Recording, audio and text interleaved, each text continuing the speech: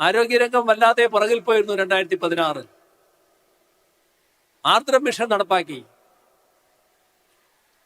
പ്രാഥമികാരോഗ്യ കേന്ദ്രങ്ങൾ കുടുംബാരോഗ്യ കേന്ദ്രങ്ങളായി. നമ്മുടെ താലൂക്ക് ആശുപത്രി മുതൽ മെഡിക്കൽ കോളേജ് ആശുപത്രി വരെ സൂപ്പർ സ്പെഷ്യാലിറ്റി സൗകര്യങ്ങൾ വന്നു. മെഡിക്കൽ കോളേജുകൾക്ക് പ്രത്യേക മാസ്റ്റർ പ്ലാൻ. ഇവിടെ പറഞ്ഞു കോവിഡിനെ കുറിച്ച്. ദീർഘമായി അതിലേക്കൊന്നും പോകുന്നില്ല. കോവിഡിന് മുന്നിൽ ലോകത്തിലെ ഏറ്റവും വലിയ സമ്പദ് സമൃദ്ധ രാഷ്ട്രം വരെ മുട്ടുകുത്തി. പക്ഷെ നമുക്ക് മുട്ടുകുത്തേണ്ടി വന്നില്ല. കോവിഡിന്റെ മൂർധന്യ ദശയിലും കേരളം ഒരുക്കിയ ആരോഗ്യരംഗത്തെ സൗകര്യങ്ങൾ മികച്ചു നിന്നു. അപ്പോഴും നമ്മുടെ ആശുപത്രികളിൽ ബെഡുകൾ ഒഴിവ്, ഓക്സിജൻ ബെഡ് ഒഴിവ്, ICU ബെഡുകൾ ഒഴിവ്, എന്തിനധികം പറയുന്നു, വെന്റിലേറ്ററുകൾ വരെ ഒഴിവ്. ഇത് കോവിഡ് കണ്ടുകൊണ്ട് നാം ഒരുക്കിയതല്ല. ആർദ്രം മിഷന്റെ ഭാഗമായി പൊതുവെ ആരോഗ്യരംഗത്ത് വന്ന മാറ്റത്തിന്റെ ഭാഗമാണത്. ഇതാണ് രാജ്യവും ലോകവും നമ്മെ അത്ഭുതത്തോടെ നോക്കുന്നതിനിടയാക്കിയത്. ഈ കൊച്ചുനാടിന് എങ്ങനെ ഇത് സാധിച്ചു എന്നാണ് അവരെ അത്ഭുതപ്പെടുത്തിയത്. വേറൊരു കണക്ക്, നമ്മുടെ ലോകത്ത് നവജാത ശിശുക്കളുടെ മരണം, എല്ലാ കാര്യങ്ങളും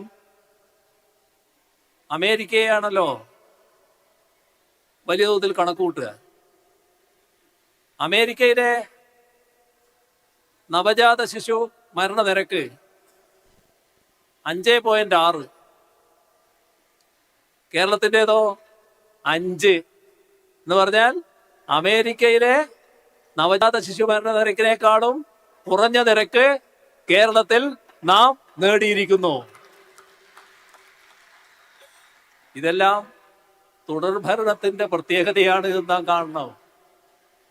ഈ മാറ്റം,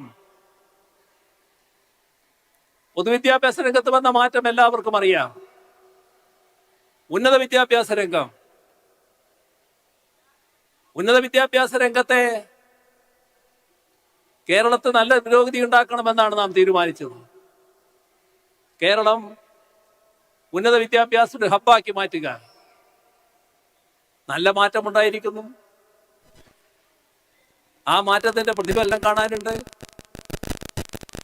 നമ്മുടെ രാജ്യത്തെ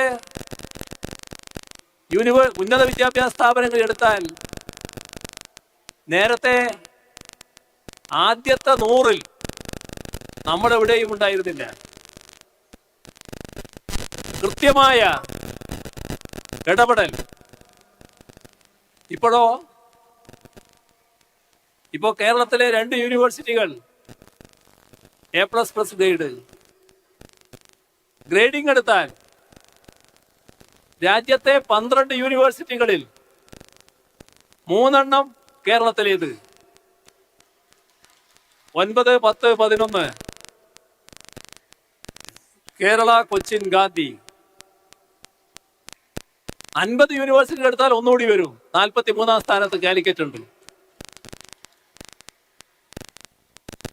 മൊത്തം കോളേജുകൾ 100 എടുത്താൽ, മികവുറ്റ കോളേജ് 100 എടുത്താൽ 16 കേരളത്തിലേത്.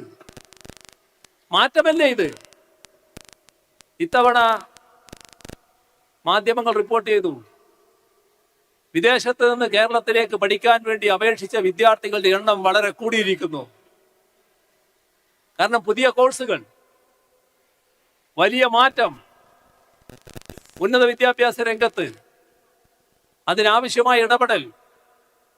ഒരു ഭാഗത്ത് കിഫ്ബിയുടെ പണം, വേറൊരു ഭാഗത്ത് സർക്കാർ കൊടുക്കുന്ന പണം, എല്ലാം കൂടി ഉന്നത വിദ്യാഭ്യാസത്തെ വലിയ മികവിലേക്ക് നാം ഉയർത്തുന്നു. ഇത്തരത്തിലുള്ള മാറ്റങ്ങൾ കേരളത്തിൽ വലിയ തോതിലാണ് ഉണ്ടായിട്ടുള്ളത് എന്നത് നാം കാണേണ്ടതായിട്ടുണ്ട്.